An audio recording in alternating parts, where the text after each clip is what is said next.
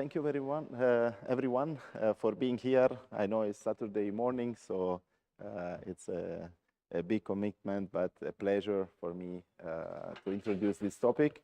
This is the second session of 5 events related to financial mindset and wisdom for new and older generations, for everyone.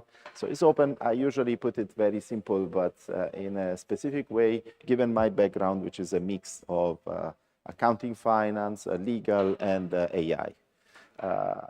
Not only supported by the degrees, but mainly from the practice. Okay. So today, the focus is on numbers don't have stress to be stressful. So what does it mean? So if everyone doesn't have an accounting or finance background, which is usually the majority of the population, because unfortunately it's not taught at the school. Unfortunately, it should be probably. But you know, this is so important because everything we do depends on income. Okay, so we should use the income to eat, to drive the car, to rent something, and so forth. So the same thing today that applies for the personal budget applies for the companies.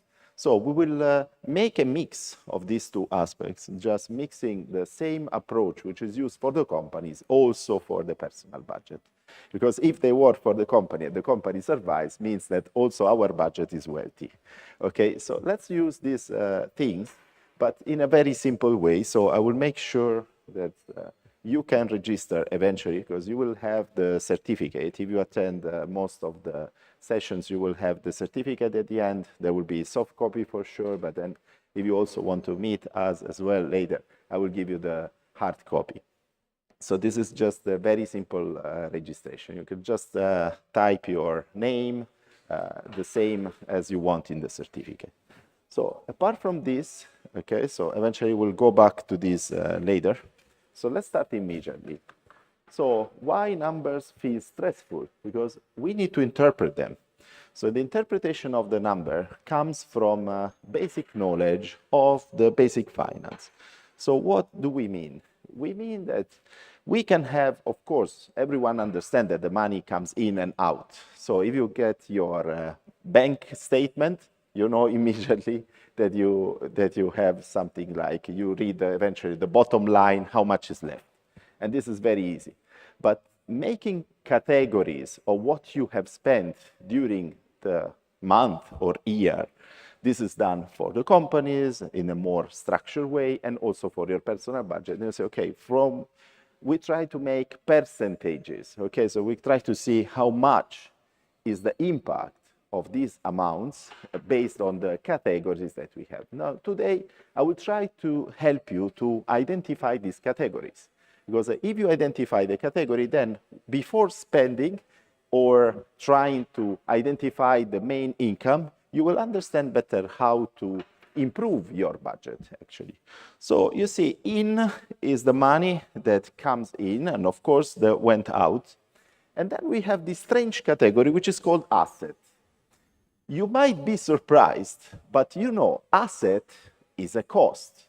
Okay, you say, but asset is like asset. Yeah, but if you think well, to make the acquisition of an asset, it means you have to spend money, right? So when an asset is good or bad, depends on how much money it can generate. So if I'm asking you, is your apartment where you live an asset? Is it an asset or not? So if it's rented, not, okay? If it's rented, not, okay? If you are owning it, is an asset or not? Yes. Does it generate income? No. If you buy an apartment to rent it, it's still an asset, but it's generating income. So you see, the assets are not the same. So if you have something that is tangible, that you own, okay, still you need to check if it's still producing income or not. And this question sometimes doesn't recall most of the people. It's an asset. I own everything. Yes, but how much of the things you own, they are generating income? Okay, so this is a question that sometimes we take for granted, but once you realize, it's much different. So even with my family, we are planning, for example, to say, oh, we want a bigger apartment, we want a bigger place. But I say, yes, but if we buy it, we need to invest a sum. And this sum eventually will not be used to generate other income, will absorb the income. The money goes out twice because you buy that one. Yes, it's true. You still hold the value instead of wasting 100% for the rent because you have the terminal value in case you want to sell it. But it's not producing income. It's absorbing income because you need to pay the bill. You are living there. Sooner or later, you have to do it. But anyway, so this crucial word of asset, as I said, is a cost. An asset also depreciates the value over time. It doesn't mean that if you buy a car or you rent a car, it's the same, because you buy the car, after 5 years, the value is not the same that you paid. So you need to make comparison if you are leasing or buying, if the value left worth the price, okay? Also because there is one more principle that we ignore in finance. It's called time value of the money. What does it mean? That 1 dirham today, it's worth much more than 1 dirham tomorrow. I say, is this, everyone thinks, oh, is the inflation? No, it's not inflation. It's the risk. Okay, so it's not interest, it's not inflation, it's the overall risk that we have. Because if we immobilize some dirham today, and tomorrow we have a better opportunity, we are facing a risk. Okay? If we lend the money to someone, okay? So let's say we don't want to apply riba, nothing, so we want to be, Sharia compliance, okay? So if we give the money to someone else, and eventually we need the money tomorrow, it's immobilized, it's a risk. So that's why this is kind of profit that you expect, not because we want to earn from the money, but because we want to compensate the risk that we are facing not having the money in our pocket. Imagine. So it's a different concept. I'm trying to change a little bit your mindset now, because this is quite strange. You see, I can see you are, you're having the perplexity in your thing. I will repeat it again. So if there is a time equivalency, the money today has a bigger value, not nominal, because nominally 1 dirham today and 1 dirham tomorrow is still counted one. But 1 dirham today is certain. 1 dirham tomorrow is uncertain. If you lend the money to your best friend or even a family member, very trusted, you are not sure that this person, of course, you don't want to wish bad things, will come back, okay? So they might have an accident, not because of their willingness, or they might have problems, or they might get their wallet stolen. You might not have the money back. So having the money in your pocket is better to have it for tomorrow. And of course, if it's after tomorrow, you are facing more risk. In 1 year is more risk. Of course, when you invest the things, if you are investing in something, you might invest in something riskier and less risky. So that's why if you are investing in the stock market, you want more return because it's more risky. If you are investing in treasury bonds of the government, it's safer, so you can afford waiting the same time but accepting less return. So if we change this mindset, now we see that the return we have is just the result of a time equivalency, which is the money today plus the uncertainty, I will not even call it risk, equals the total amount of the money tomorrow that should be higher. If you have the same money today and you receive the same money tomorrow, you already lost. You already lost. Because you should have had it in your pocket without exposing that amount to some risk. Okay, so that's the aspect. So I'm changing a little bit the mindset because we're not talking about inflation. We're not talking about inflation is one of these aspects, okay? Because of course, if you are having the money in the bank account and the central bank is printing money in the same time, the value decreases anyway. But this is done on purpose. Why the central bank wants to print the money? Because if they don't print the money, everyone will save the money and no one will reinvest in productive assets. I will repeat, okay? I will repeat. I mean, the central banks in every part of the world, so I'm not talking about the UAE in particular, in every part of the world, they want as a target 2% inflation. Why? You say, okay, why? They should have zero inflation. No, because if they keep the money in the same value, you prefer to have it in the bank account instead of investing in something else. But if you know that if you keep in the bank account, tomorrow you will buy less things with the same amount, it's better to invest in something productive, possibly. Then you have the choice. You can invest in something productive or something unproductive, okay? So you can invest in a bigger house, or you can invest in a house that produces an income. This is your choice. Then you will build more wealth, okay? Make sense? So you might be surprised, but I'm explaining why the central banks, and you might not have known, that they want 2% inflation on average in all the world. Then, if it's too high, they want to curb the inflation. If it's too low, or for example, deflation, like it happened in Japan for decades, they want inflation, okay? It's even worse. So you see, once we have this thing, we are trying to dissect all these single words here. We have in, out, how much comes in, how much it comes out from your income, from the investment, from whatever. What is owned should be distinguished between asset and expense. Okay, so a cost might be an expense if you cannot use it anymore, and is an asset if you can reuse it again. But an asset depreciates. So an asset, it means it depreciates. The depreciation itself is an expense. If you have an asset that lasts 10 years, let's say a car, okay, after 10 years, the residual value is almost zero, okay? But you see, the asset itself, it became an expense. Little by little, the asset is becoming an expense. That's why it's still a cost. Can you see it? Then, the net value is what remains, what you still have in your pocket. Eventually, it can be called saving. It can be called something liquidity. We will see it later. Let's move to the next slide. And you see, the numbers look very difficult if you don't know the basics of the meaning of what you have. We have an illusion. We are using words as synonyms. Before today, you might have used expense or cost as synonym. No, cost includes asset, because whatever is generating a cash outflow is a cost. Buying an investment, it's an asset, but still is a cost because you need to pay. Okay, makes sense? Then we will see this difference later. So let's move to the next slide, in both slides, okay? So then we can make this equivalency now between the personal life and the small business. Let's make it small business. So they're very similar, okay? That's why when I studied accounting in my home country, in Italy, okay, we had this approach that we are not studying accounting like bookkeeping.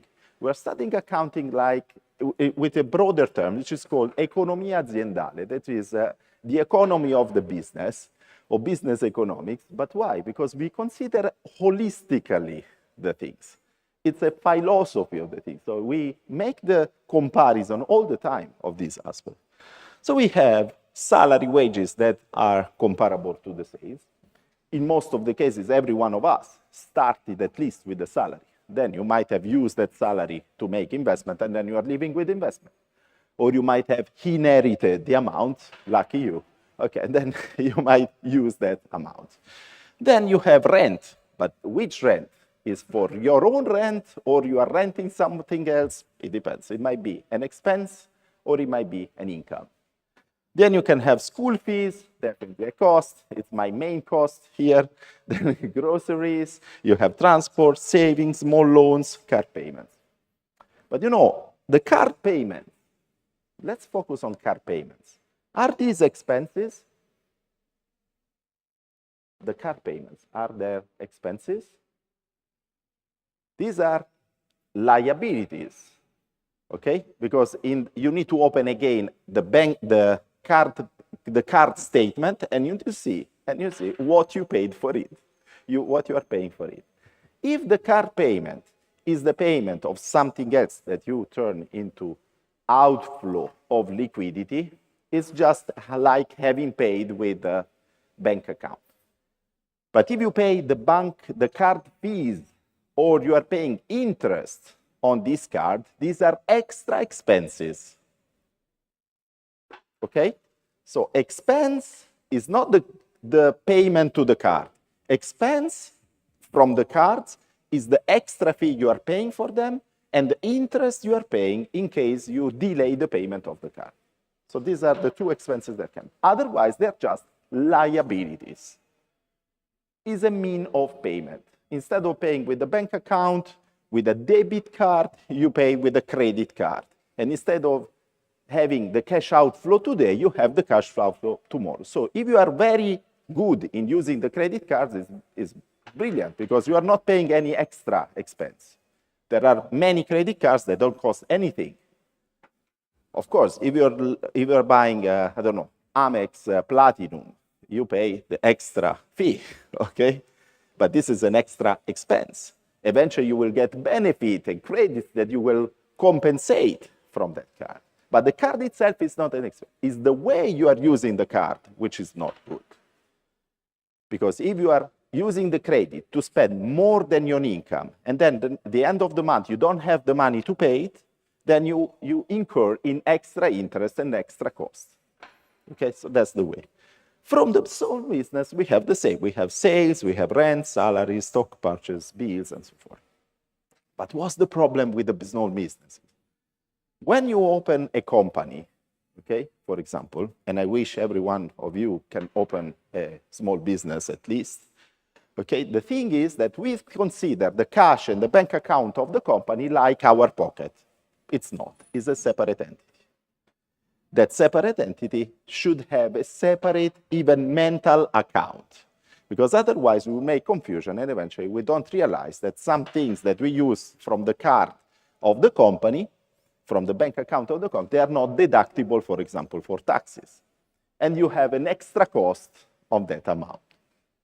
Now here, the taxes are very low, and if you have a company in the free zone, eventually you will not even pay the income tax.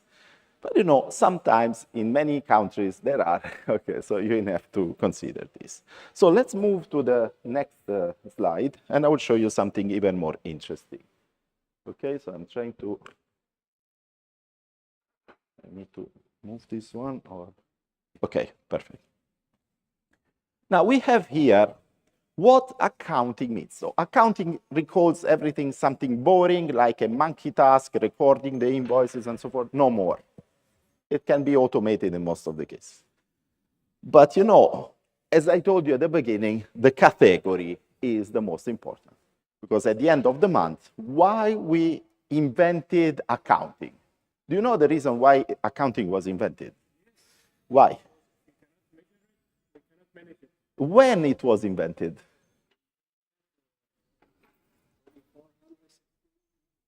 Yes, it's, you know, in the 15th century. Not so long ago, but before they were taking the account, but only checking the bank account, the bank statement or the payment of the cash. But you know, it's not so old. But what, do you know the reason why they invented accounting in that specific time? No, it was invented in the Mediterranean Sea, okay, so in all the exchanges of the trade during the Renaissance, because at that time, not even for the Christians, for the Christianity, it was allowed to lend money with interest.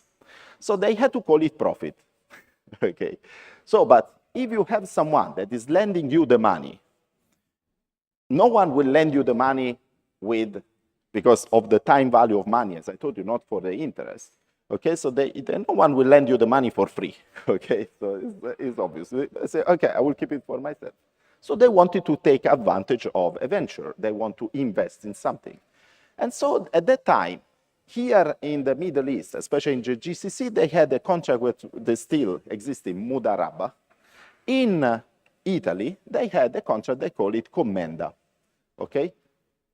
Still, this word will be recorded. Then, at that time, there was one party that was the limited partner, which is the one that is just putting the capital, and there was the unlimited partner, the GP, the general partner, that was invested. There was the merchant sailing with the boat the vessel coming here, exchanging olive oil with spices or silk and whatever, exchanging, and they were all using this contract. But the contract was lasting only that mission, okay? So they were not recurring balance sheet for years. So at the end, they had to take the account because the one that lended the money, they wanted to see how much is the profit left. We need to draw the line and see how many expenses, how many revenue, and we need to share the profit. That is the reason why it was invented, very simply stated. Okay, so, and then after that, during the Industrial Revolution, this became, of course, systematic because you cannot every time close the account, close the company, make a new business, okay? So the company lasted many years, so every year they had to make a temporary closure for the end of period to see how much is earned. Look at this word, earning, okay? Earned so far. But earning doesn't mean paid. There is this disalignment, which is called accrual basis and cash basis. So cash is what you paid and what you collected. But earned, it might be a sale that you performed, but it's still not collected. Okay, so you don't have the cash on hand, but you have earned, you sold, or you might have spent something, but you didn't pay. So that's the difference between a profit, which is only the difference between sales and expenses, and what you have in the bank account that might be much less that you deserve, let's say deserve, or you might be much more that you should deserve because you didn't pay someone. Okay, so these two differences are essential because with some of them, they are called in the income statement, the earnings, what you truly earn during that period, and what you have in the bank account, that might be a completely different figure. So if you have bank account 0, do you have a profit or a loss? It depends. Okay? You might have a profit because you earned, but you're still waiting for collection. Or you might have a loss because you still didn't pay because you didn't want to pay because you don't have the money in the bank account and you didn't manage the cash properly. Look at this. And this difference is called accrual and cash basis. Imagine. And this is the most difficult thing to be learned when we study accounting. Okay, so I made it quite simple today. But then you see, transactions are the documents that we have. I was teaching my daughter already 2 years ago. She was 8 at that stage. She learned immediately what to do, the bookkeeping. The bookkeeping is a practice that everyone can do even without a degree, as long as someone teaches you how to do it. It's practice. What does it mean? Documents, you cannot record anything unless you have a document. So whenever you, what is the main mistake, let's say mistake that everyone does? Not reading their bank statement at the end of the month. How many of you are reading the bank statement at the end of the month? Raise the hand, please. Okay, are you making some calculation or only reading it? Perfect. Okay, so of course, it's not of course because the majority said no. Okay, so do you have an idea, of course, of the percentage of things that are productive, those that are consumed, and those that they will be recurring or fixed, variable, and so forth? So because you can calculate the cost and the outflow of the cash, in your case, just let's focus only on the outflow of cash. How many of the things are recurring? These are called fixed costs. How many of these fixed costs are producing another income, or how many of these they will never produce an income, so they're lost, so they're pure consumptions? How many of the income you received is recurring or not? And if they are not recurring, why they happened? So do you have a limit, a spending limit in what you do? Did you create your own budget and say, okay, so this is usually what I earn, let's say 100. Out of these, 500 are for the fixed expenses that I have to do, the bills, the rent or whatever, okay, the food and whatever. And then it remains 500, let's say 50%, if we are lucky, okay? This 50%, let's say, okay, out of these 500, this is for the leisure, this is for the reinvestment, this is for the saving, are you doing this exercise? If you're not doing, probably you will end the month with 0 without even noticing. That is true? Okay, we try. We have to. So these categories are so important. And it's not a waste of time. Actually, it's a massive refinement of what you do. So at the end, you need to also keep your own record of this. I created already this for everyone. I will share with you again also in this session the Chrome extension that I created for the UAE for free that everyone can use to create their own budget. It's a Chrome extension already available in the store. Then let's move to the next one, and I will show you something. Sorry? No, it's a Chrome extension. You can launch it with the Google Chrome, and then it's a kind of application that you can use it safely in your computer only. It's not getting any data. Let me see here. I need to.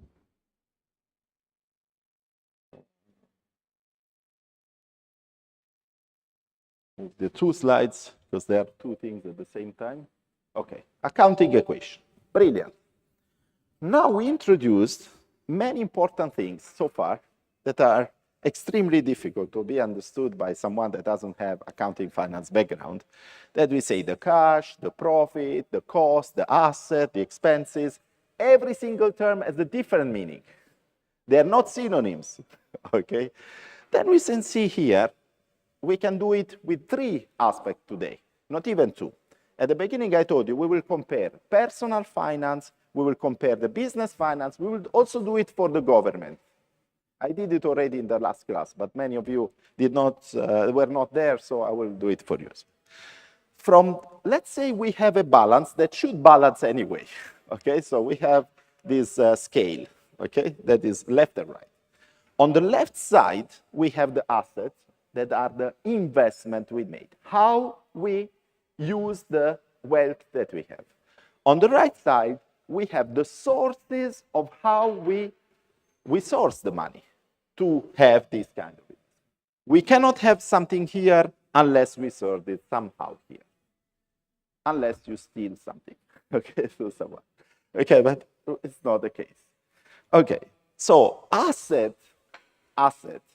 might be, I will make you examples. Is the cash an asset? Yes. Is the, something that you need to receive from your friends an asset or a liability? Is an asset. It's called receivable. Are the goods that you have in your, in your kitchen stored for tomorrow an asset? Yes. Because you still didn't use them, okay? Let's say you have the pasta, you have tomato sauce in the Sorry? For us, not for the company. We are talking about personal at the moment. So I say, if you have stored something, let's say for emergencies in your kitchen, this is still an asset. You didn't consume it. The moment in which you will cook it, it will become an expense, a consumption, okay? But it will no longer be here because it's no longer available, okay? If you have your own apartment, your title deed with your own apartment, is an asset or not? Yes, it's yours. It's yours. If you have another title deed with another apartment rented, is still an asset? Yes. So you see, the composition of an asset is completely, it's a variety of things that they have very different consideration. They have very different approaches that we have. Some of them we like more, some of them we like less. Okay, why we like? Those that are producing something good and those that are only ready to be consumed, it's different, okay? Some of them will stay here forever. Some of them will stay here forever. I'm saying, hopefully your own apartment where you live, it's there, it will stay forever. But if you have to make renovation, you need to put extra money on it to maintain the level of the value. After 10 years, if you don't make any renovation, the value will be reduced. even because you consume it somehow. The time consumes the asset. The car will consume much faster. Okay, some things they consume less or more. So this consumption is called depreciation. For things that they last more than 1 year, they are called assets depreciated. For things that they are consumed instantly, like, I don't know, the tomato paste or, I don't know, or the pasta that you have in the thing, they will be consumed only once. So they will not be depreciated, they will be consumed. Okay, it's called cost of goods sold in the company. Okay, it's done. Then, out of these things, then we have to know how to match them with the right source. Because if we don't have a balance also on the other side, which are the sources of how we got the fund, we will keep working, and these things are absorbing our effort. Look at from this perspective, it's much more comprehensive. So if you need to source always the money from your own effort, owner's equity, that means your own work, your income constantly, it means that you will never grow the asset. The asset will come here and they will outflow in the incomes as an expense. So you need to make sure that this balance is balanced enough that the composition of these assets is not depending on mainly liabilities, because otherwise you will save someone else's money, and this someone else's money will allow you now, but will produce more extra expenses, so you need to pay more liabilities tomorrow. Okay? Imagine. If you're getting a loan of, let's say, Orenijara, the Islamic finance equivalent of the mortgage, for your own apartment, you don't pay the apartment, I'd say, 1 million. You pay the apartment 2 million in 20 years. Because you need to pay the extra profit rate or interest rate extra. So you pay double this one. It's not 1. Okay? If you are paying that 1 million, and you are renting it, the money generated by the asset will repay itself the liability, so you don't even notice. Okay? And eventually, if you rent it at a higher rate than the ones that you pay for the borrowing, you will also have extra income that will grow in your cash here. Imagine. Okay? It will grow in the asset.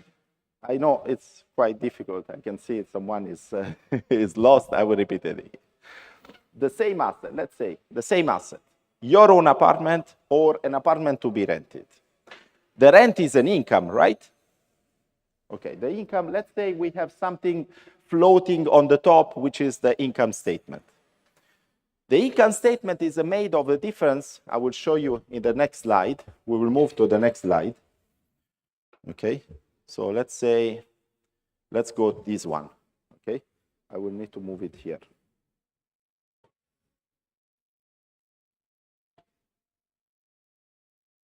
Okay, so these are recurring things that happen and they can be used only once. Okay, so you have things that are coming from the salary, from the business, from the rent received, from the bonuses and so forth, and then you have personal expenses. These cannot balance. It's either a loss or a profit, unless you break even, which is very unlikely. So, you know, if you have a loss, you have to put more money to compensate. Okay?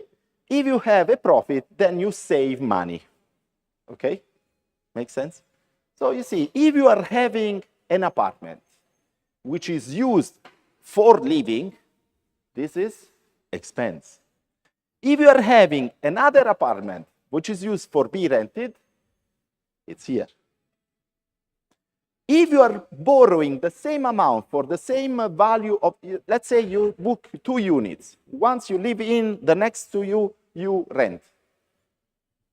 And you borrow with the same amount of money, with the same interest and so forth, or profit rate, if it's an HR, that's the same.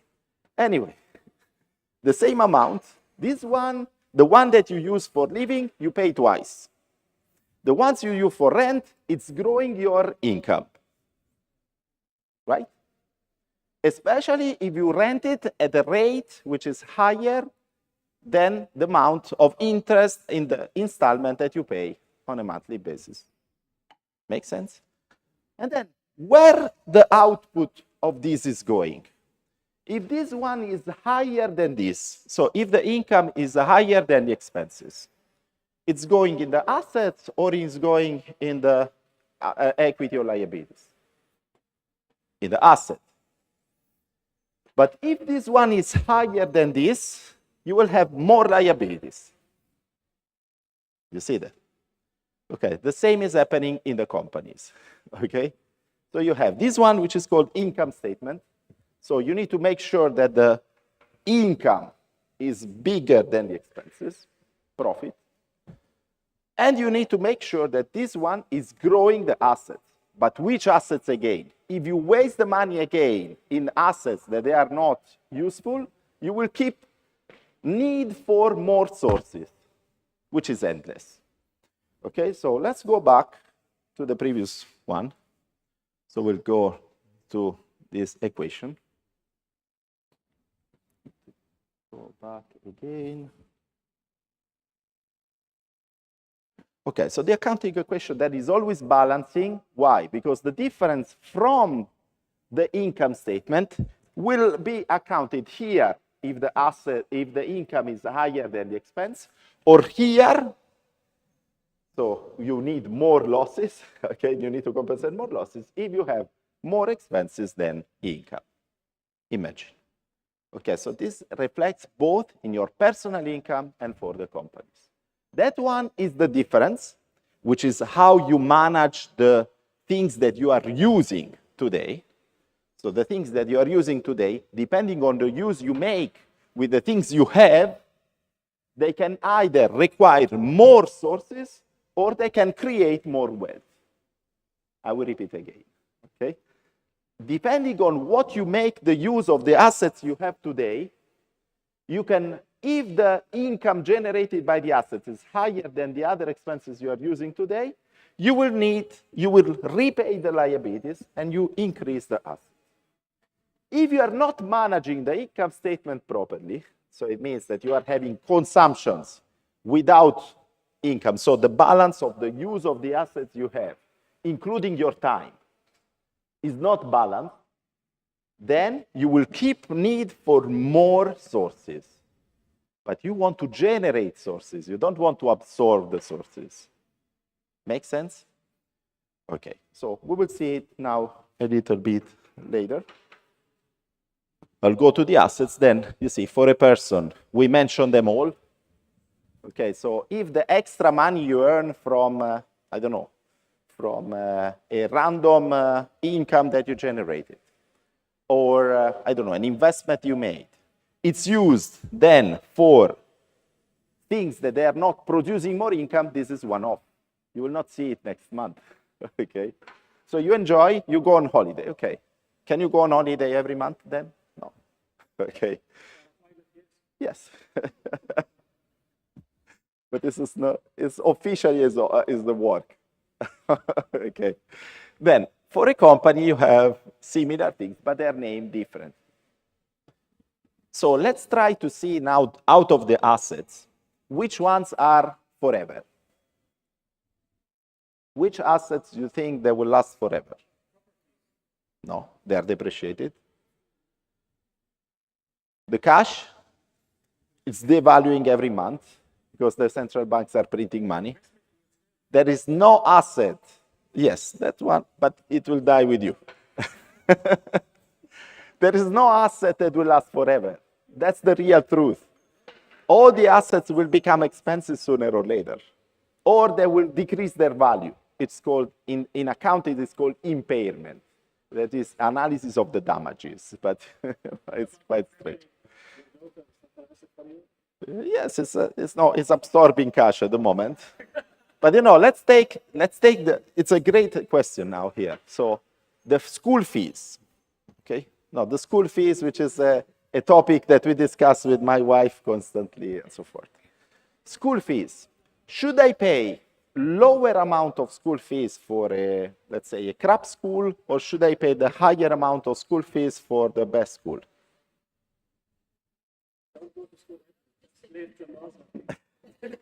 It's an investment or not? It's an investment or not?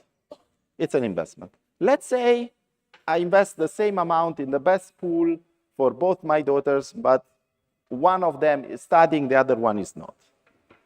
Still an investment? Okay. So one of the two is studying a lot, the other one not. One will end up in being unemployed, the other one will strive and become millionaire, inshallah. You don't know. Whatever you invest today, you are not sure 100% it will give you a return. You just need to make your best to try to approach the things that you are using with your resources to make the things that it looks the best. But no one can have. Yes, sure. Sometimes you invest in yourself. Yes. Improve your return, just to improve your understanding of life. Of course. Of course. That's why I still believe that eventually the price I'm paying is too high for the value that I get, but still invest because I have this extra feeling.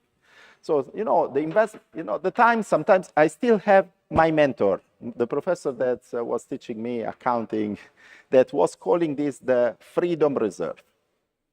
If you don't spend something today, okay, because just you don't want to waste the resources, but it's not wasted, but you might have more time for yourself tomorrow.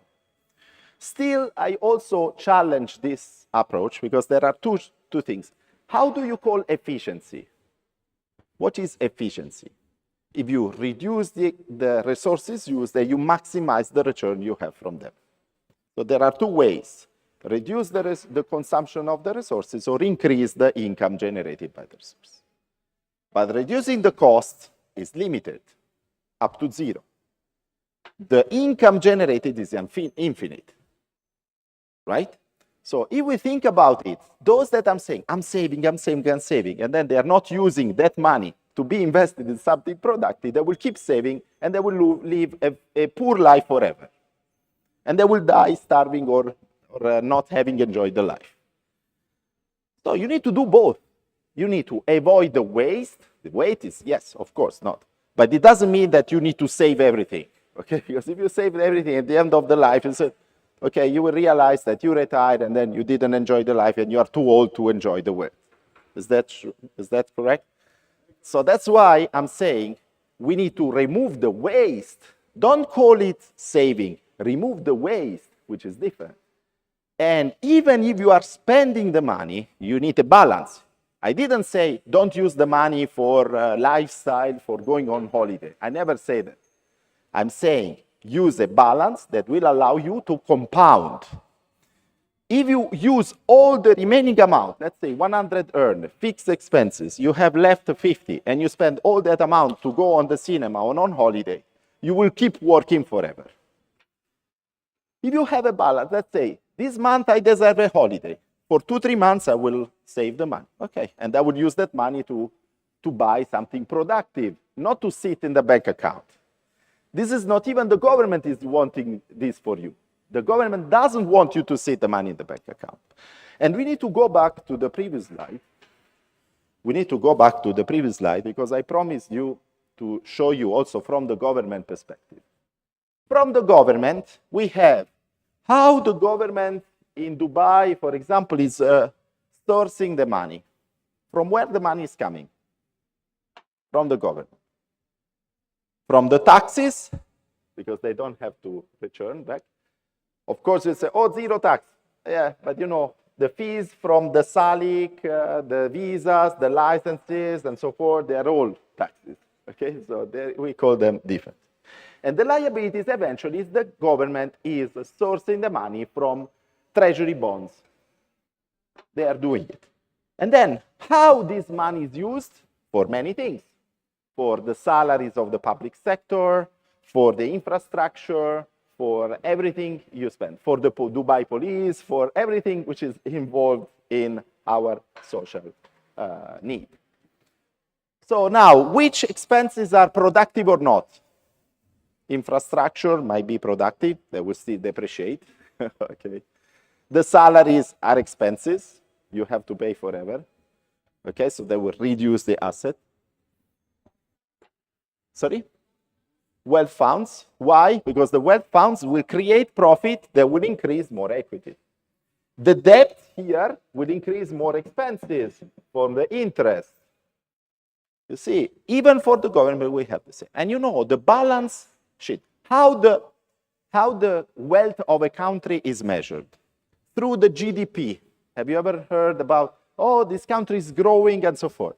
The GDP is measured with 4 different categories. Also for the government, we have categories.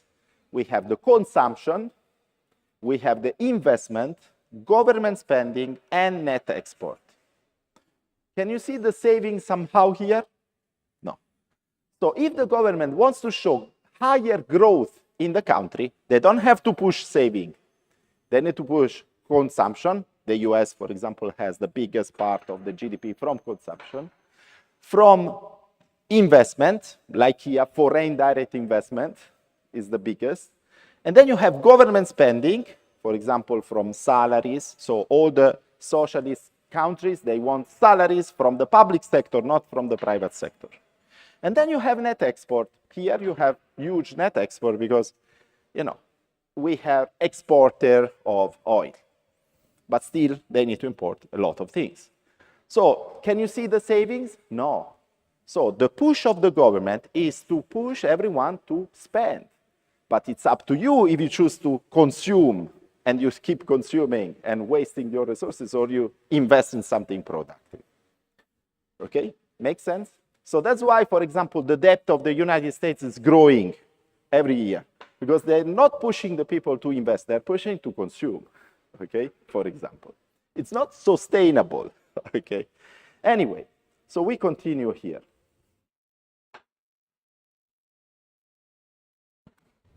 Second.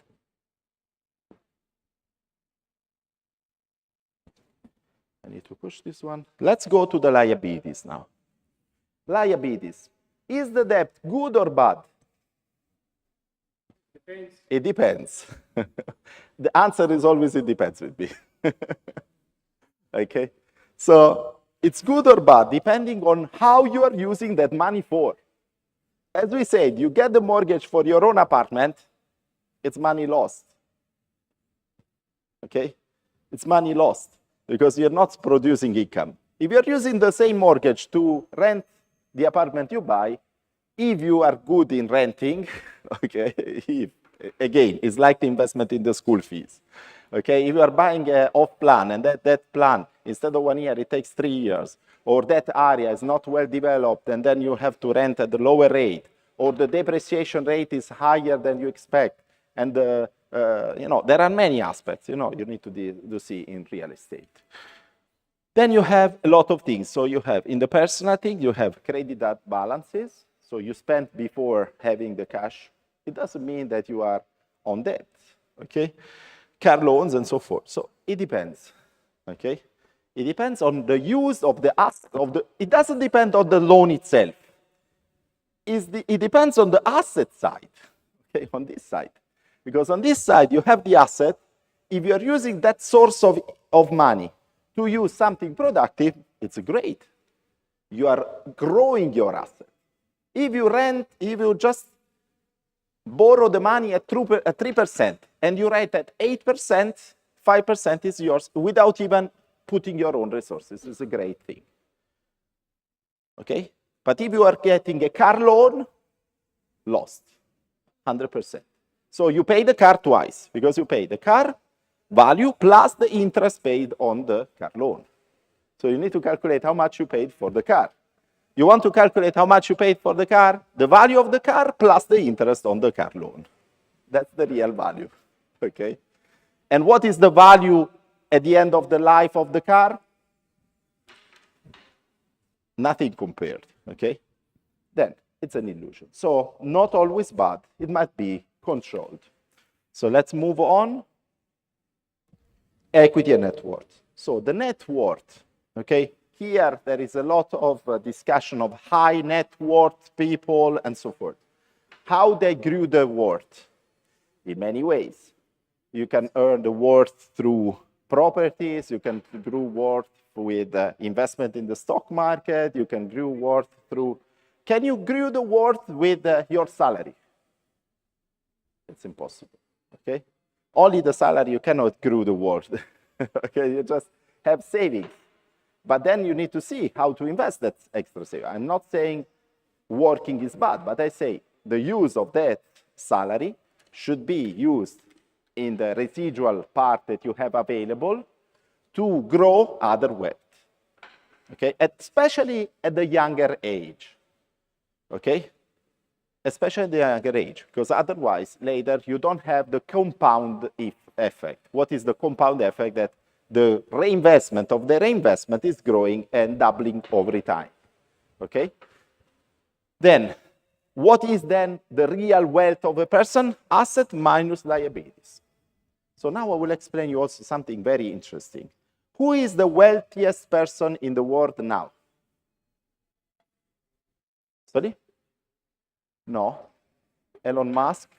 Okay, yes. No, it's Elon Musk. How his wealth is calculated? Sorry? No, not how we generate wealth. This is a different thing. How they calculated his wealth. Now we are talking about only assets. What are his assets? The stocks in his own company. Okay, the shares in his own company. Then, how the shares are calculated. So why today is Elon Musk, tomorrow is someone else, and it's going up and down? Did they sell their shares? Probably not. It depends on the value on the stock market. But does it mean he wasted value or not? Unfortunately, I will tell you the answer is no. Okay? Why? Because the value, the amount of shares they have, unless they sell them, is always the same. The value in the stock market is going up and down. So it's calculated their wealth, calculated is called with the market capitalization, which is the number of shares they have times the price in the stock market. So if their shares are going up and down, of course, they will be wealthier or less wealthy based on this. But it doesn't mean they are selling their shares to calculate how much is their wealth, because otherwise they will not generate income tomorrow, right? The moment in which you capitalize your assets, you are selling the asset, then you have liquidity, but you no longer have the dividends or the things that you have generated from this asset. So if you compare the financial statement, the balance sheet of the companies, and the wealth calculated from Elon Musk, you will see that eventually the equity is 100 and the wealth is 1 million. Why? Because in the financial statement of this company, there is the price that they paid only when the company was created. But that value remains the same there. It's in the book. This other value that we have from the market capitalization is volatile. It depends on the current price. Okay? Eventually, if you have questions on this, I will explain later. Otherwise, it takes too much time. Anyway, the net worth is the amount of assets minus the liability. So you might say, but now we no longer have. No, it's still the same equation as before. But we move liabilities from here to here, from the left to the right. Okay?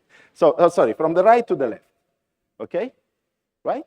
So if you calculate asset minus liability, this is your net worth. If I'm saying you purchased a 1 million property with a mortgage of 80%, what is your net wealth? 200. It's not 1 million. Net worth is your 200. Because the other money is the bank money. If you want to sell the 1 million property even tomorrow, you will not receive 1 million. You will receive 200 because you need to pay back first the bank. It's very simple. Okay? So sometimes it's, oh, I have my apartment, which is the value, my worth is 1 million. No. Your worth is 1 million minus the remaining mortgage. Okay? So you will not receive the entire money. You need to pay the bank first, otherwise they will not give you the money. Right? So this is your net worth in general. Then, let's move on. We already went through the, oops, I'm going back instead of forward. We already went through this one, so let's move to the cash. We still have 1 hour, right? Okay, good. So we have profit and cash. I told you already before, we have cash basis and accrual basis. In the accrual basis, that means the profit, when we calculate the profit, we don't care we paid or not, or we collected the money or not. We care only if you earned, that means you deserve an amount, or you used an expense, you used something. The moment in which you use the apartment for 1 year, out of 10 that you estimated, that is called depreciation. But it doesn't mean that you paid for the depreciation in that year. You might have paid initially the full amount. You didn't need a mortgage, for example. So look at this. Imagine you paid cash an apartment. That apartment is an asset. Can you see it here? No. But you had a cash outflow of 1 million, right? So in your bank account, you have minus 1 million this year. But how much is the expense for that apartment this year? Only 1/10, 100,000. So the value of your apartment is decreasing 900,000. So let's use it not for the apartment, but for a car. You spend the entire amount to buy the car, so your cash outflow is here. Do you still have your car at the end of the year? Yes. But what is the value of the car? Eventually 90% of the same value. So you see, the moment in which you buy, the asset is immediately 100%. You have eventually a full liability or reduction of cash. At the same time, you have the car which worth the same price. But after 1 year, you consume the car. You run, the value of the car decreases because, you know, it's no longer the newer model and so forth. So 10% less for 10 years. So the expense is what you consumed. The profit is something that you earned during that period. But eventually, you might receive the money of the salary next year. Or you might have paid the entire amount today. So it doesn't match always. So profit and expense is what you consume and what you earned. Cash, inflow and outflow when you pay, which is different. No, this is confusing at the beginning, okay? So payment is not income or expense. You might buy something and say, okay, I will pay you next year. I say, why? Okay, yes, but you're still using that asset, okay? Let's say another case. I am, for example, buying an apartment and renting it. I'm receiving from the tenant upfront 1 check of the entire rent, okay? And it's, let's say, 1st of November. So let's say the rent is very cheap, is 1,000 dirhams per month, just to make it easier. But the check is for 12,000. When I collect the check? Today, 1st of November, let's say. Okay? I collect 12,000. So in my bank account, I have 12,000. At the end of the year, how much I earned? 2,000. Because November and December are accrued. Right? I repeat. I rent my own property to a tenant on the 1st of November. I collect the entire check, 12,000, right? Out of these 12,000, all the 12,000 are in my bank account. But if I have to draw the line in December, how many months I earned? Only November and December. So my profit, my income from the rent is 2,000. Why I cannot put 12,000? Because most of the time in which the apartment will be rented is next year, not this year. And if the tenant tomorrow wants to, for force majeure, wants to make the apartment vacant, I need to return the money, right? If it's in the contract, of course. Usually it's not, but let's assume they can get the money back. So it's not earned. One thing is earning, one thing is in your pocket, okay? So earned only when it is used and consumed. If it's not, it's just the cash that is moving here and there, okay? If you sell some goods and you are waiting for the money from someone, still is not cash, but you already earned. Because the moment in which you sold, it's earned. Make sense? So this very, very refined difference that someone we ignore, okay? Somehow we ignore. So you see, actual money is the cash, and profit is only the difference between what is earned and what is consumed.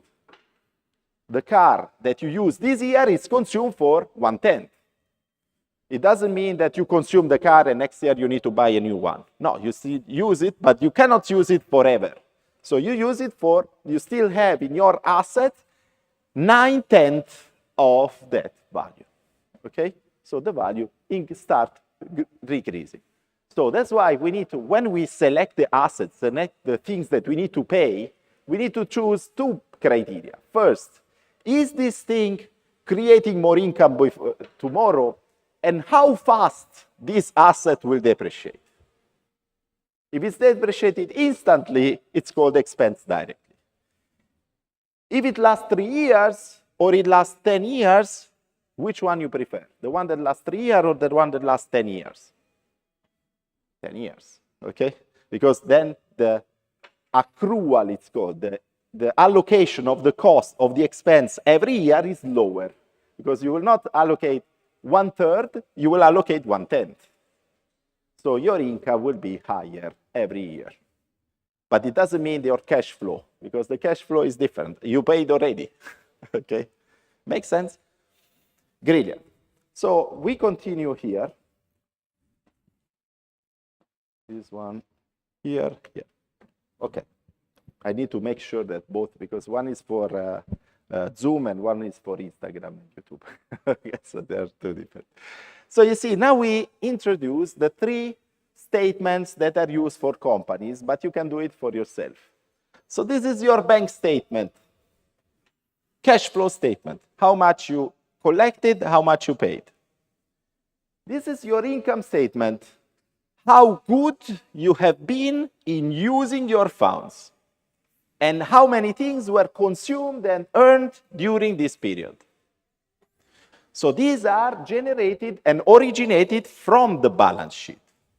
So it doesn't mean that these are two separate. These are, they are communicating all the time.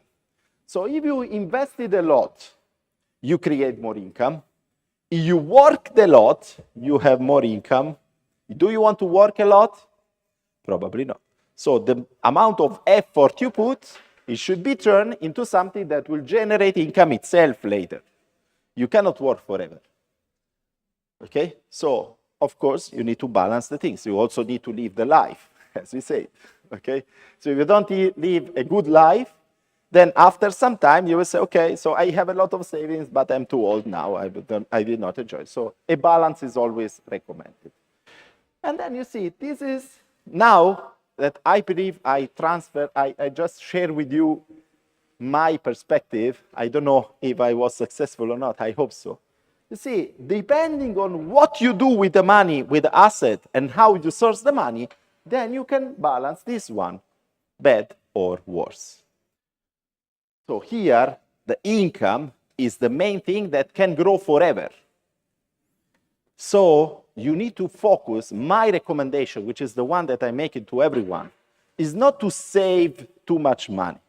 Is to invest the saving into something that will create more value every year. Because if you focus on saving money, you will never grow. You will never grow. Because the savings, are, as I told you, even for the government, are not valuable. In the government equation, there is no saving. In the government equation, there is no saving. There is consumption, there is investment, government spending, and net export. There is no saving. Yes, please. Reserves, of course, you need to have reserves, which is, it's not counted. It's in the balance sheet. It's not in the GDP. The GDP, consider it as the income statement of the government.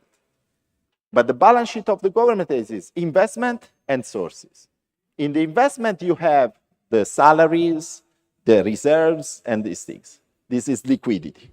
And the sources are how they source the money, from the taxes, from the debt, from the income generated by the sovereign wealth fund, from the sales of the oil, and so forth. This is the thing. Okay? Then, you see, if you refine the way how you calculate from your balance sheet and you recall how this bank statement is the composition of your balance sheet, then you will be able to have better, wiser choices in the income. The income is generated through your work, which is very expensive from your side because it's expanding your own, your own living, okay? And from other things. So the more you optimize these other things of the investment, the less you need sources because they generate the sources. And the more you will have a better profit. So it means a better life. So don't call it profit here, you call it better life. Okay? The wealth is the better life. The better life is the balance between what you collect, and I don't calculate the income generated from the work something good. The income generated from the work is the most expensive, okay? Because it's reducing your available time. So that's why I'm not saying the work is bad. I say the work is good at the beginning. You cannot think to work forever. Because if you think to work forever, then you will never live your life. You can even have a very rich salary, but that salary is always capped. There is no unlimited salary. But from the investment, you can have unlimited investment. And eventually, the only investment that is always unlimited is the one from the companies. You might say, yeah, but the companies might also have losses. Yes, it's true. It depends also there if you are good in managing or not. Depends on you. Depends on everyone. So the composition of the balance sheet then is the most important thing. And then we go back to the first thing that I told you. You remember I told you the main thing today is the focus on the categories. How you use the funds that you have available. Okay? If these categories are good balanced, I'm not saying you cannot, you just need to live in the desert with, I don't know, without anything because you need to save money. I'm not saying that, okay? So you need to say, okay, try to optimize this balance. And then, of course, the pressure will be at the beginning to increase your income through the work, because this is from everyone usually starts, unless they are rich by family, okay? And this is another story. And through that work, the remaining amount should be optimized here. Because that optimization, little by little, will grow more income, and that income will compound, will grow and grow. And will free up your time. The time now is the real value. Because the time available, if you think about it, how much time do we spend at work? Most of our life. So 60, 70% of the time to work, 15, 20% to sleep, and the remaining time is free. It's not life, okay? Make sense? So that's why, since you are spending a lot of time on that one, optimize the outcome of it. Otherwise, it's wasted. It's infinite loop. Then, let's continue here and continue here. Oops, okay. The basics of the budget. You have fixed costs, things that you cannot do without. So, but, even in the companies that I set up, I always try to have the fixed cost at the bare minimum or even zero, if possible. With AI, I don't even have employee because employee is a fixed cost. And that's what's happening in all the world. You see, and the bigger the companies, the bigger is their availability of cash and investment that they do in AI. Because the AI itself will free up their amount of money in the fixed cost. Okay, I don't want to be catastrophic, but I want to see, I always share the example of my friend that used to work in Microsoft. She was fired 1 year ago. She never found a work back. And I told her, try to target smaller companies because smaller companies, they have less amount available for investment in AI. They cannot automate and they still might find a job. And that's what she did. Okay? So that's the idea. You see, the more you grow big, the more you scale, and the more you have a competitive advantage for the future. This happens for the companies, for your budget, for small companies, and for everyone, and for the government as well. Europe is terrible. I'm talking about my own country. They spend all the money received by the Marshall Plan and by the debts, and they grew debt to do what? For consumption instead of investment. And then now their debt is only increasing. There's no point to get out of it. Okay? So it's compounding the interest. It's the opposite. Then we see variable cost. I prefer the variable cost because anytime you can reduce them. Okay? So it's your decision. Here you cannot decide. Once you committed, you have to take them. These ones you can always choose. Okay? So this choice is again your freedom. The freedom is the chance to decide tomorrow I will not have it. So why do you think that the telecom companies, they want you a 2 years commitment in their plans? Because if you want to exit, you need to pay the penalty. Okay? Why they put the penalty? For this reason. So you turn into a fix. But of course, the variable cost, if you pay today, you pay per call, you pay more. But if you're not consuming, you choose not to call. You don't have choice otherwise. Okay? Then, irregular cost, of course, insurance, travel, repairs, medical. Even this. I will make you another example. I have a friend of mine which is a surveyor, almost an engineer. This guy is great in his job, but he's always miscalculating the amount of money to charge to his customers, so he's always selling below the cost. He was telling me, oh, I'm very good in selling. Of course, you're selling below the cost. Everyone is good in selling below the cost. Okay? Another thing, but he's also telling me every day he has an inconvenient, unexpected expense. I say, this is not an expense. Repairing of the car is not unexpected. You need to budget it. Okay? It doesn't mean that if it doesn't come today, it comes in 1 month, it doesn't happen. Repairing of the car is normal. It should be budgeted as well. It's not unexpected. It's irregular. You might be lucky not to have it, but you need to calculate that might be a tire puncture, or you need to put the, oh, I had to go to the mechanic, it was unexpected. It is expected. It's you planning or not is another question. So a very bad mindset in financial management. And financial management means, first of all, to realize that whenever you buy the car, you have associated with the cost of it, the insurance, the repairing, the maintenance, and so forth, right? You don't have only the car. If you add on top of it the car loan, even worse, you have the interest on the car loan. These are all expenses associated to the asset. It's a drawing asset. Okay. And I'm talking to myself. I have 4 cars, and I have to reduce this cost anyway. But sometimes you need to enjoy the life anyway, as I was telling. Okay. Then, monthly income should be a proportion of them.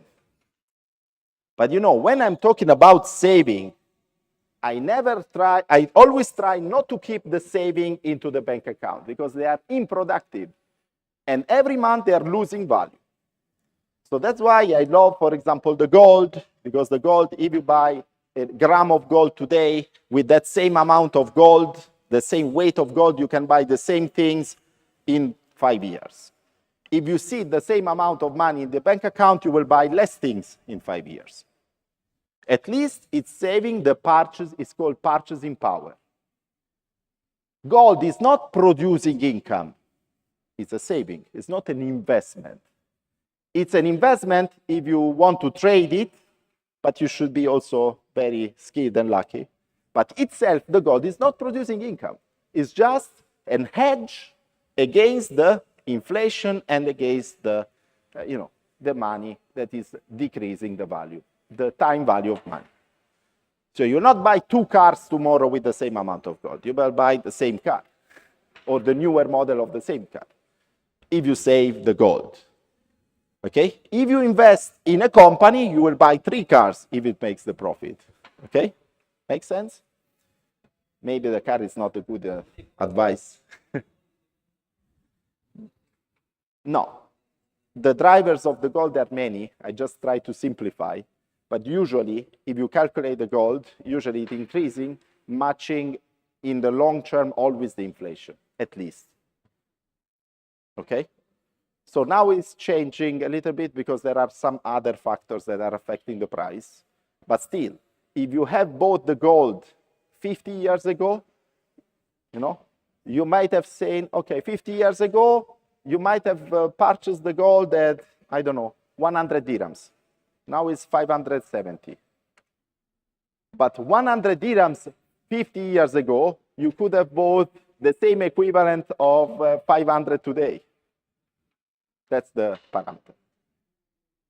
The time value of money, yes, which is the not inflation, but the risk in that case.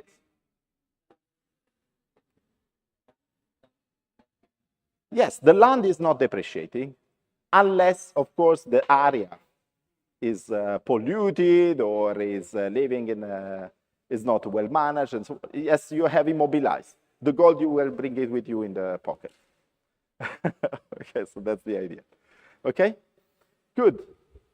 Anyway, I don't know why this one is switched off. It's all good. This one is switched off. Okay. Anyway, we will continue here. Okay, so this is the income statement, which is here called budget, but it's an income statement because you see, for a company, you have first of all the expected revenue from the sales. Then you have the so-called cost of goods sold that are the direct costs. So for example, if I want to, I don't know, I want to produce this this pen, let's say, is a pen for the pointer, of course. If I want to produce this one, it's made of plastic. You say, okay, what are the components of this? This is plastic. Okay, rubber and plastic, I can see, okay?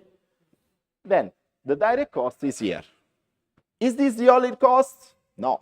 You should have had, for example, someone that might have pushed the button of the machine to start, the machine itself. Where is the machine? Where is the machine? It's an asset, right? Yeah, but it's still here somehow because it's a kind of, let's associate it with the rent. It's a kind of depreciation. The depreciation of the machine is here. You still have this. Which other costs? You have the marketing. Eventually, I purchased this from Amazon. The company, they had to pay the cost of the sales from the percentage to Amazon. Then you have the utilities. Eventually, the factory has some power, the light, the everything. Okay? The socket for the computers of the admin. Okay? Everything. So are these including here or not? Yes. Yes. Then you have the raw repayment. In this case, we have the principal plus the interest. In this case, in the income statement, we put only the interest. And then we have the taxes, and then the investment spending. So the equipment, we say, is the depreciation. It should have been shaped different. But anyway, so make a budget. First of all, the principles are, you need to first set the target and goals. What is your idea? So, and then, now we are entering another area. Is there any real estate agent here? No. Okay, because I usually receive real estate agent calls and say, oh, the ROI is 8%. What is ROI? Return on investment. And I will say, can you show me how you calculated it? And then they drop the call. Most of the cases, they drop the call. Okay, but what is the ROI, return on investment? What is the ROI? Okay, more or less, yes. Okay, so for example, usually it should be calculated like the amount of the rent you can get from the property minus the service charges, and then compare to the amount of value that you paid for that unit. Okay. But this is the investment as a whole. Then what is then the return on equity? What is the equity? What is your own return? Is the return of the rent minus the maintenance expenses, minus the interest paid on the loan, minus the loan itself. So it invested in this one. So if you calculate, let's make some math. I will open Excel, just 2 minutes, okay? I will open Excel and I will calculate this with you again, okay? So I'll put it here. I'll open Excel. 1 second. I need to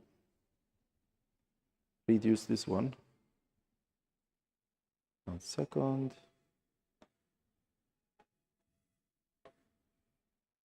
I need to stop sharing this one and I need to share my screen.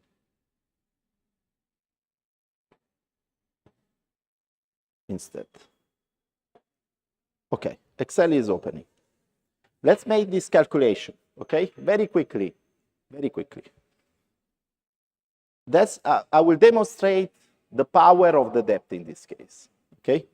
So we have the rent minus the maintenance expense minus the service charges. And then minus eventually the interest expense. Or the profit rate for the jar.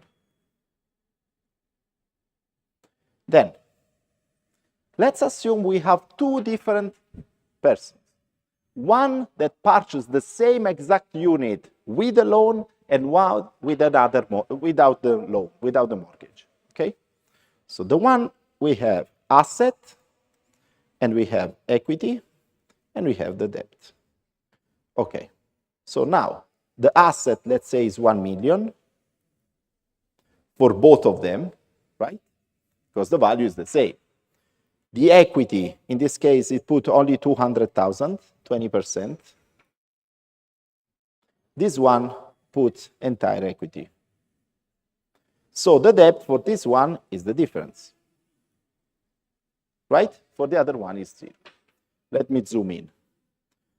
Then, the rent, assuming that we are using the ROI claimed by the real estate agent, that they never calculate, of course, the maintenance expenses and the service charges, is 8%. So it will be this one times 0.08. 80,000, okay? This one, the maintenance expense, let's say it's 2% of the value, let's say, usually 1%, let's say, of the value. So equals this one times 0.01. The service charges might be, let's say, 12,000, if you are lucky. Interest expense depend. Okay, so interest expense at the moment, let's say 3.5, 4%. Sorry? 4%. Let's say 4%. So equals this one times 0.04. Okay. Now, let's calculate the net income. The net income is calculated 80,000 minus 10 minus 12 minus the interest. Which one made better?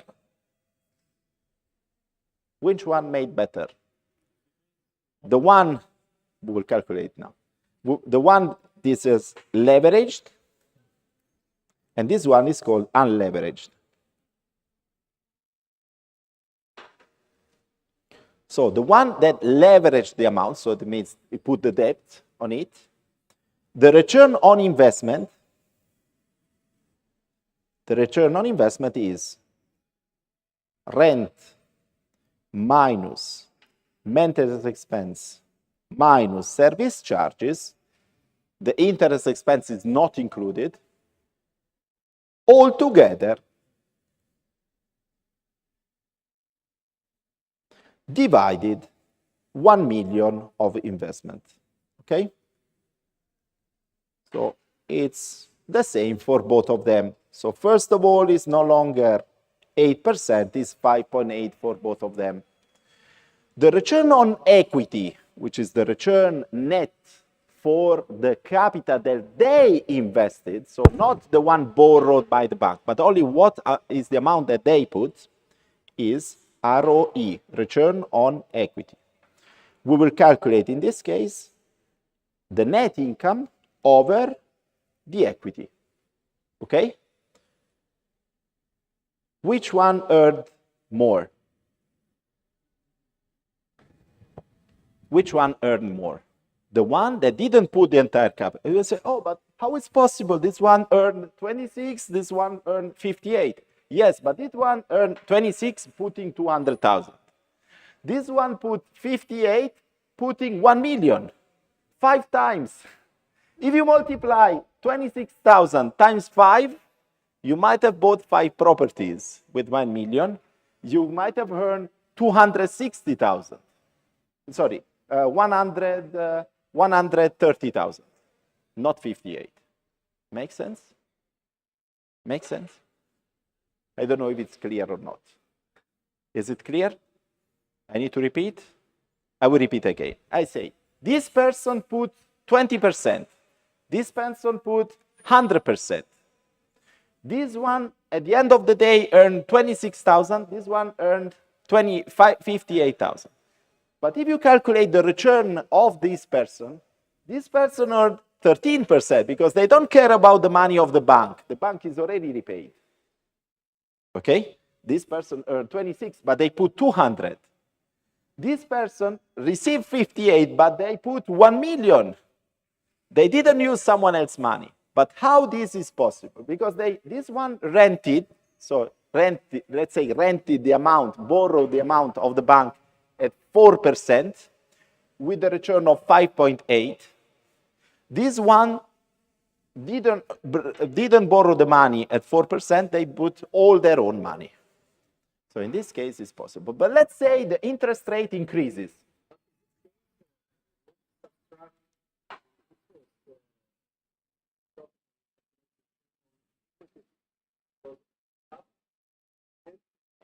I will tell you.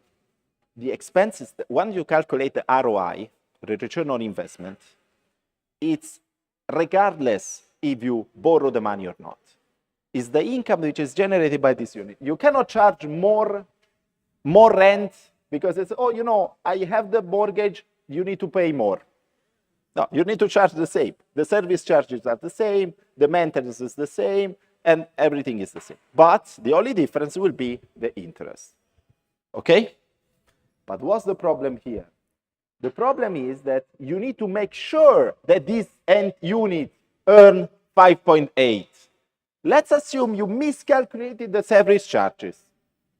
Instead of 12,000, and I came across some cases like this, instead of 32,000, there will be, let's say, 50,000. Sorry, I calculated 50,000.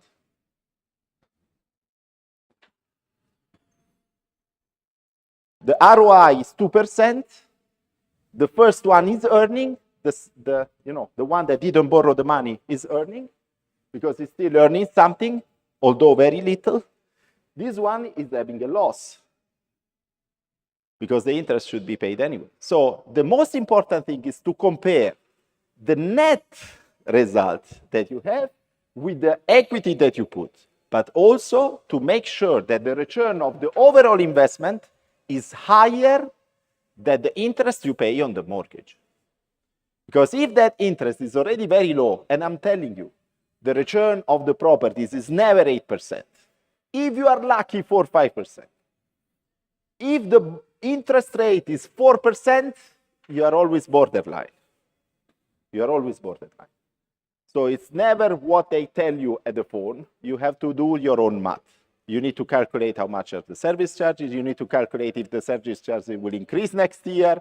You need to calculate the rent you can charge next year is the same that happened in the past. Because let me tell you, in budgeting, you don't use ROI. You use the weighted average cost of capital, which is another measure, which is the calculation of how many risks you need to charge in the future. You don't calculate what happened in the past. What happened in the past is done. Okay, so when they mention me the ROI, I say, no, tell me the WACC. Or I say, what is the ROE? Assuming I have 20% down payment. And I say, what are you talking about? I say, you don't know what you're talking about. Okay, so you need to challenge every idea not because I'm encouraging not to invest, because there are very good investments also in real estate, especially if you buy at a lower price, because if you pay the property instead of 1,500,000, you will have a massive ROI, right? If you have an opportunity. Okay, so every time in investment, you need to compare the return compared to the cost of the borrowing, because if the cost of the borrowing is higher than the return that you get, it's better not to do anything. Or if it's the same, you are risking, right? That's why when the interest rates in the market are increasing, no one is investing. Because if they now continue cutting the interest rates, everyone wants to buy properties. Because the property will earn 5%, you will borrow the money at 3%, and you can leverage the more.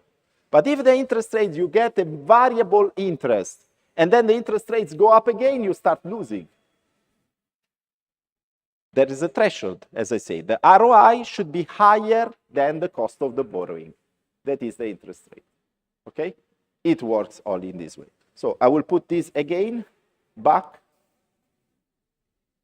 I will put it the same. So in this case, instead of changing the narrative of the income, I would increase the interest rate. So let's say now there is inflation, there is the global crisis. They want to increase the interest rate to curb the inflation. And so the interest rates might arrive to, let's say, 7%. The first one is losing. The first one that was previously better because it was earning 13%, now is losing. So that's why when you borrow, when you have borrowing for 20 years, it's better to get a fixed rate. Otherwise, the variable you are exposed, some years you are winning, some years you are losing. It depends because the economy is cyclical. Okay, it's not always fixed. It doesn't mean that this, if you are earning today, this is a winning return for 20 years. You never know. Unless you fix all the expenses. Okay? Or you hedge them. Anyway, let's go back. Okay, so I will put them here. I still believe we have 15 minutes and then we'll have a Q&A eventually. So we continue here. Oops.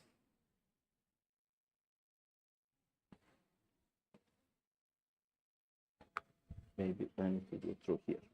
It's easier. Now this one got lost. Okay, good. Reading the figure without the fear. So once that you now have this kind of background, I hope you will never have fear to read and to understand the words. But that's why I'm saying, even to my students at the university, I always say, don't rely on AI. You need to use the right keywords, even when you prompt in AI. Because if I ask the AI, what is the cost? Randomly, sometimes it's a fixed cost, variable cost. If I say, ask what is the cost in financial accounting, then it will tell you a cost is both an asset and an expense. Most of the training received by these models, this was trained by blogs, not by accurate documents that are done. So if 9 sources are blogs and 1 source is the original one, the AI will hallucinate, will never use the right keywords. But if you are using the right keywords, the AI will retrieve from his knowledge, from its knowledge, because it's a thing, it's a machine, okay? From its knowledge, we retrieve the document which is specialized for that field. So that's why I don't feel confident to ask AI, for example, something in medicine, because I might not use the right keywords there. But I feel confident in my own field, okay? I will show you later, eventually, an example. But you see, you need to check the periods covered, what is earned, what is consumed during that period, not how much you have in the bank account. Because you still might have to pay a lot of things tomorrow, okay? Then identify the main categories, which is the thing that I stressed many times. Compare the current and the previous budget. Are you doing better or worse? If you are always doing better, it's much more confident. Look for large changes and also ask what caused it, which is, of course, the first step to improve. Then I will do it manually from here. Then personal finance ratio. So what is recommended in general, but then of course you can change your own one. I just want to keep a balance, as I always say. So I don't want to let you starve or let you live a very poor life to save money, to invest and so forth. Of course, you might do it for 1 month, then the next month you will go on holiday, okay, with the money that you save, okay? Then, in this case, the debt to income should not be more than, let's say, 30%. And this is what even the banks are calculating.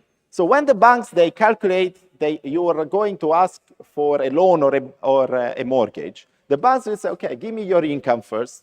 So they calculate if the balance between the installment and the income you generate is sustainable. And this is what they calculate. Spending categories, 30% it's good for the housing, food, transport, lifestyle. Okay, so this is something that might be good. How much is left? You can do the math. Okay, very little anyway. Because 10, 10, 10, 10, it reaches 80% sometimes. But you know, that it doesn't mean that if you tomorrow double the salary, you need to move to a mansion. Okay, because otherwise you will waste your advantage. Okay, so that's the idea. Then, emergency funds. As okay, one of the attendees asked me the question of the reserves. Emergency funds, they should be there because you should have some liquidity, even if it's not productive of wealth, because it should be available. That's why, for example, as I say, gold is better than sitting the money in the bank account, because gold at least is not wasting the value over time. Of course, in the long term, because you know there are still fluctuations monthly. Okay, so that's why I'm saying you need to have something that is immediately convertible into cash if it's not cash itself. Okay, and then you need to have the saving rate, but saving is not intended as a saving to sit in the bank account. Saving means to be reinvested. So it means the amount of money that is generated that you are not using that can be used and available immediately to create new wealth. And this is the most important, valuable thing that will allow you to reduce the time invested in your work, okay? Because the more you have these savings invested wisely, the less you will work in the future, okay? Or you can keep work at the same rate, but enjoying better benefits, okay? So let me continue. So what are the ratios then? Some of them we mentioned with that example in Excel. So we have the gross profit margin, so the revenue minus the expenses that you have to do on a daily basis. These are calculated for companies. The net profit, which is the one that I told you, the ROE, the return on equity, how much you invested with your own resources, your own effort, and how much it's left at the end. Then you have the current ratio, which is, you know, how much do you balance the debt properly? I mean, you know that you will have cash outflow next month of 100. Do you have enough cash to pay this 100, or you are on a shortage, or you have a little bit more? Because you need to balance these things. You need to also calculate the spending, not only the expenses. Because you might have expenses, but then you don't have the money to pay for them, even if you earn a great salary. So cash management. Then you have debt to equity. We did it before. And then return on assets means how much is the return of overall assets. If you calculate how many of the assets you have, you can truly generate income. How many of these assets? The bank account is not earning income. The car is not earning income. The house where you live is not earning income. Do you have investment in the stock market that they are producing dividends? Do you have bonds that are producing interest? Do you have companies that are producing profit? These are the only ones that are producing. Do you have a house rented to someone else? These are producing. Otherwise, it's all coming from your effort, which is the monthly work that you are doing. And this is not wealthy.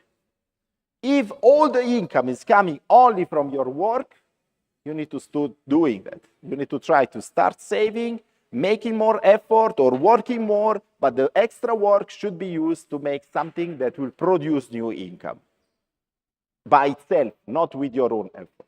You will have a very major thing, so we say You need to just ask one question. If I stop working, will this thing continue earning money? If the answer is no, it means it's not wealthy. Right? So it's very simple. Even if you stop working, these things is still producing money. Of course, not the sick leave. Okay, I'm not talking about the sick leave.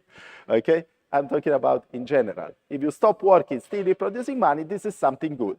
This is a good asset that you have. It might be digital asset. Okay, we need to think broadly. I'm investing a lot in digital assets, royalties, patents, trademarks, digital rights, and so forth. These are now available. It can be done with AI. So my encouragement is to try to have this kind of wealth. I was calculating just even a few hours ago. I was sitting an amount of 30,000 euro in another account overseas. It generated 20 euro in 1 month. Is it good? 20 euro. Now I'm generating with the royalties of the books like 300 euro per month. I calculated. I should have deposited in the bank account 300,000 euro to earn the same amount. So my value of the asset of the book that I created is worth 300,000 euro if you calculate in this way. So is it worth it or not? It's a digital asset. I didn't pay for it. I invested my time instead of investing my time only to go on holiday or other things. So you see, the wealth, it's unbelievable that can be generated online.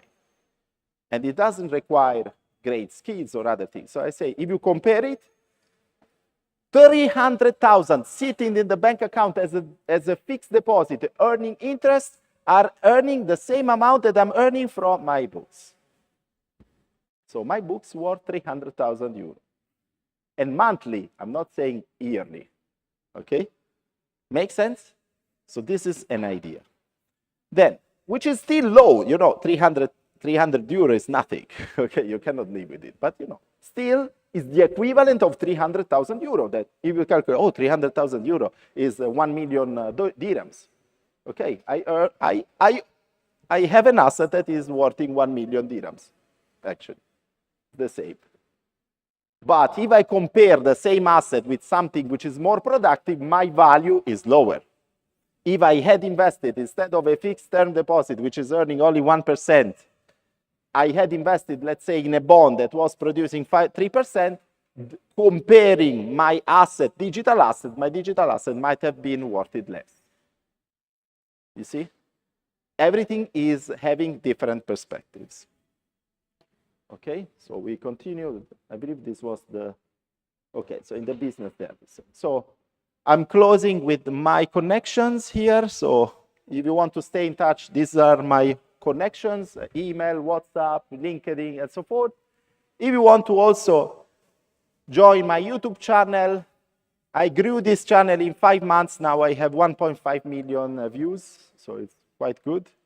It's all related to AI, finance, and all these aspects.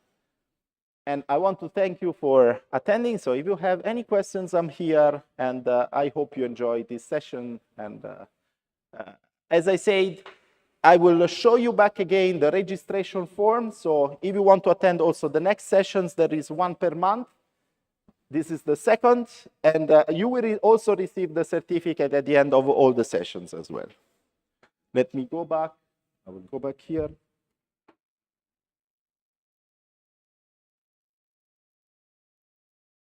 This is the registration.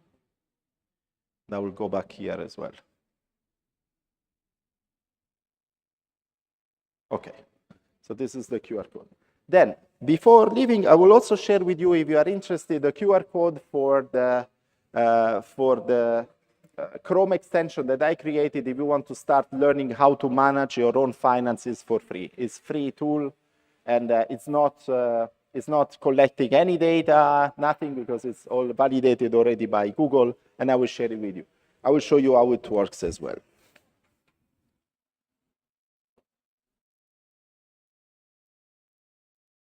Just 1 minute.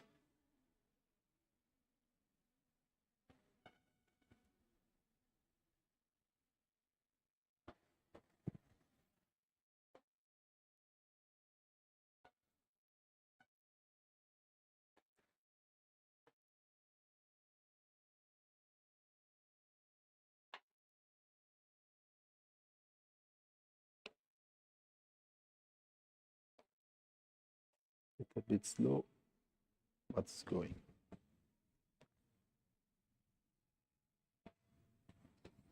Do you have any questions in the meantime? Yes, please. We have the operating income over the investment.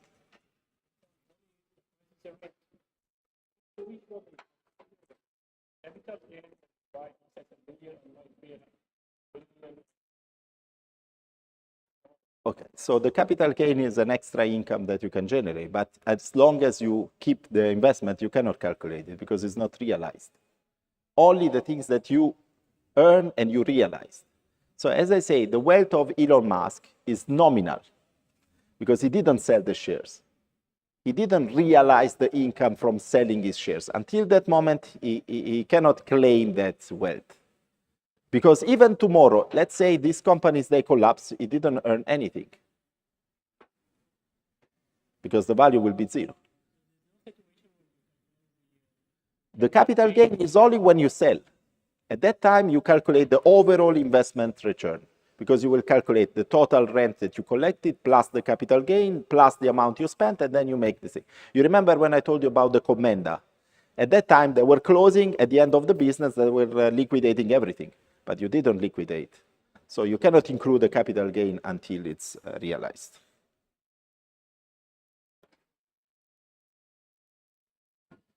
One second. I will share with you that extension. I need to confirm here, and then we are done. Because I need to share with you the QR code so you can install it anytime if you want. And I will show you also how it works.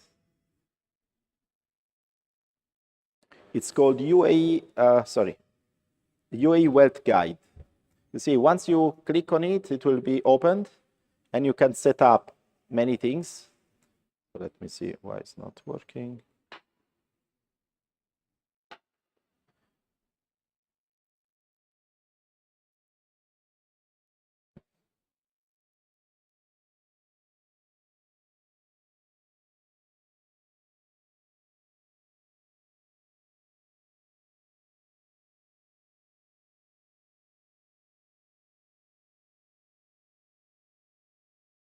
It's not giving me the key to open.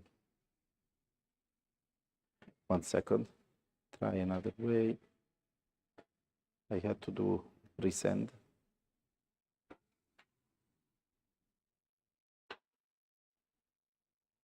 Yes, it's me. No, it's an application, but I can. 1 second. Because I put very high level of security, so it's okay. 1 second. Resend it. Now it should work.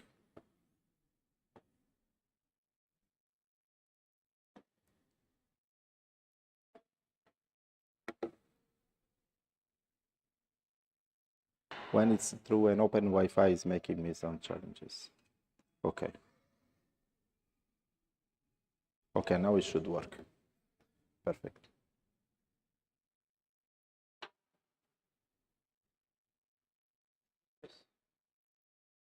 It's me, anyway.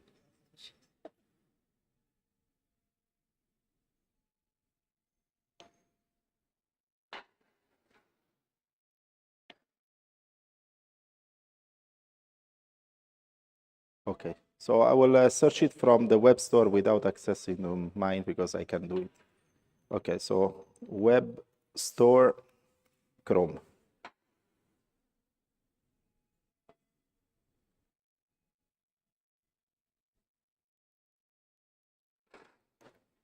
I will search it because I know the name, so I can do it. Anyway, this one, you see, once you open it, it will be set with your own income from the work, from the business, from the passive income. Then you have recurring, non-recurring expenses. Then you can have accumulated wealth here based on the profile that you choose. For example, if it's kids or teenager graduates, it will show you to which category you belong. if you are wealthy or if you are poor or if you are or whatever. So based on the things that they are calculated based on the income in the UAE. Then you can have the analytics. Eventually, you will see how many expenses are purchased, are used, for example, in percentage from the savings, from the investment, and so forth. And then you also have some learning information. If you want to study the basics of finance, here there is a kind of guide. So you see here, for example, this is the target allocation of income and the percentage you should allocate based on your stage of life. Because, once you are a kid, you cannot work, you need to do the leisure, or you need to make investment and so forth. Once you are mature, you should rebalance your own percentage. These are suggestions, of course. And you have understand the money and so forth. So, but the monthly flow setup is the most important one, because it will tell you based on your recurring income, this is the percentage, then you can confirm that is the amount remaining, how much of this amount on a daily basis you want to use for the food, for the spending, for the growth, for the distribution, and so forth. So this is helping a lot. 1 second, because I'm reaching this now, so without accessing my tool. So in this case, I call this one, because I'm creating web extension, UAE, let's say UAE Wealth Guide.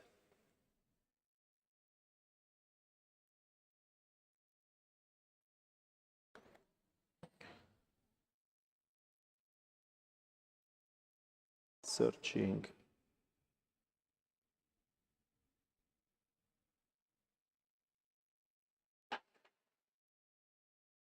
It's unstable. If I had connected with my own tool, might have worked. Anyway, so if it's not showing, if you send me an email, I will send it through the email, the link, but it's officially from the web store in Google. So there is no connection, that's why it's not going.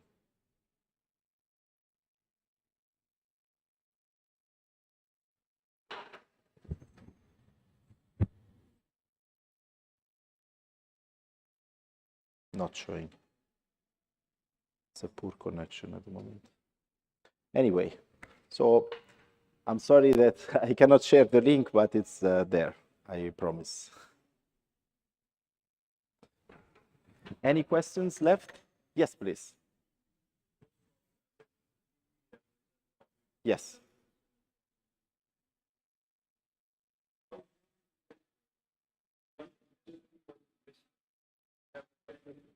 No, for the industry, I didn't mention at all, because of course this depends on your own analysis, and there is also depending on your perception of the risk.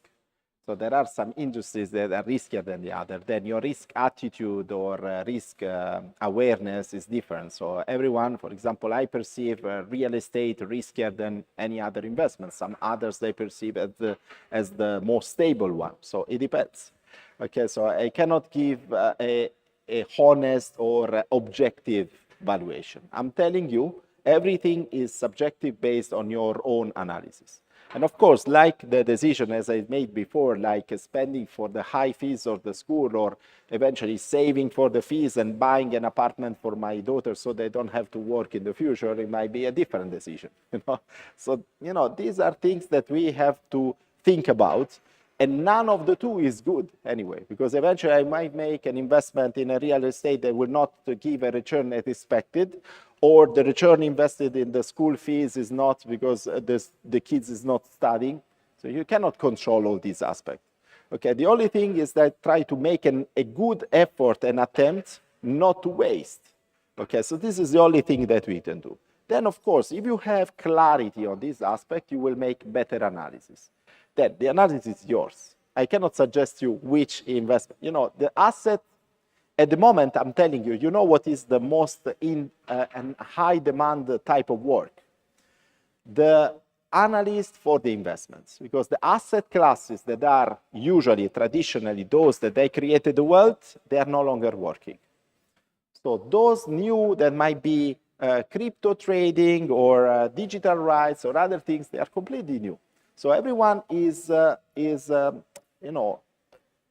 longer relying on the previous sources of wealth. Yes, please. Yes.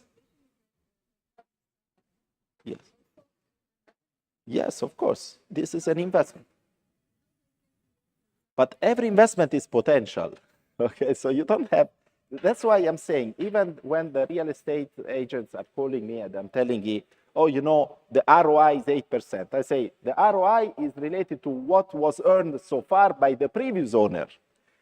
But once I step in, I don't know if the service charges will be the same, if the market will allow me to rent the same unit at the same price, if the value of the area will be the same, will be appreciated, or will be eventually populated by lower levels of people, and then everything will go bad. If the maintenance of the building will be done properly, and then it will not lose the value. Of course, the startup is riskier. That's why venture capital now, they are struggling to find good investment. But at the same time, it's the only one that has a potential unlimited income return. Okay, so the only thing is how to grow. But that's why when I set up startup, I usually make sure that even if I have to invest in startup, they should have zero fixed cost. Because if you have zero fixed cost, your break even is already zero. So you don't have to, you will not have a loss. Okay, so that's my recommendation. Yeah, digital product is zero fixed cost, unless you have just the AI or whatever, but it's zero. It's the license and the AI, nothing else. But if you start investing huge amounts in a startup, it's very risky. Of course, you can leverage sometimes, but it depends. Yes, please. We've seen Warren Buffett's investments, right? Yes. Warren Buffett's style of investments Yes. have over decades given really good returns. Yes. And now there is this new wave of, say, the Tesla type of investors Yes. who are also, on the other hand, seemingly doing well, but it's extremely high risk. Yes. So somebody who wants to choose one or the other, or like maybe balance them out, what is your comment about that? My comment is just using the same words of Warren Buffett. He said once, everyone can understand my business model, okay, my type of investment, but only few are patient enough to follow it.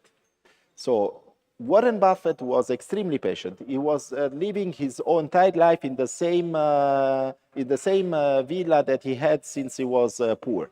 Okay, so he didn't move to a bigger villa or other thing. But at the same time, he compound his investment. He's never selling investment, so he was growing his wealth through reinvestment. Okay, and of course you have the other side, which is going up and down, as you were saying, which is a different. So if you want to, there is a saying, if you want to go far, you need to go slow.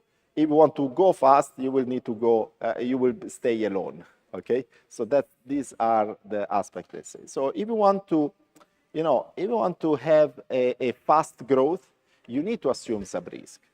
Okay, it's obvious. If you want to grow in the long term, it's better if you use the Warren Buffett. It depends on which kind of person you are, your attitude, your expectations, and your needs sometimes, and even the stage where you start from. If you start with zero, okay, it's better if you try to do like Elon Musk. Eventually, you might bet. It's a kind of bet in that case. If you are having already wealth, you don't want to risk, and then eventually you can already compound without any effort. So eventually you can have a balance at the different stages. At the beginning, you risk. When you achieve something, you start being more, less risky on this. Now you see, this one is there. So it's the official one. I can share with you the link finally, if I can click on it. So you see, this is from the official web store. So the same app that I showed you is free of charge.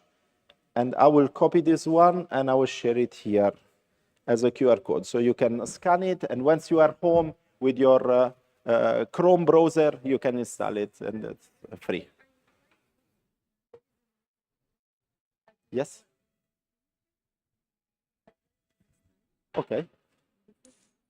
Okay, so I will try to check. Okay. Okay. Thank you for attending, and I hope you enjoyed. Okay. Thank you. And see you next time. I believe next time is the 15th of May, right? Okay, yes. Saturday, 16th. Okay. Thank you.